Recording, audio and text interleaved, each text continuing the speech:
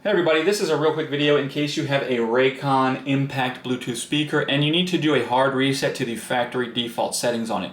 You're going to want to do this for one of two reasons. The main reason is troubleshooting. If this speaker is not pairing or not connecting to your phone or Bluetooth device, or if it keeps disconnecting, or if it's not responding in some way, having static, and you've tried a soft reset or power cycle and it didn't fix it, we're going to want to move on to this factory reset. Now once you do this, you're going to need to set it up again and repair it to your phone. So what you can do before you even do this is just go ahead and disconnect it from your phone and have it forget this device. And then what we're going to do is with the speaker on, we're just going to come in and press and hold the power button. And we're just going to keep holding it. So basically this light will turn red and it will, it will shut off, but just keep holding it, keep holding it, keep holding it. And that red light should stay on.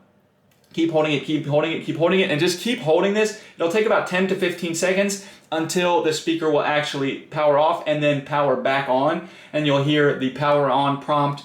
The blue light will come on like it's coming back on. Then it will go back into pairing mode. And as basically a totally new speaker coming out of the box, you can go ahead and set it up like new. So if this worked for you, if you could leave me a like, I'd really appreciate it. Thanks a lot for watching. Have a great day.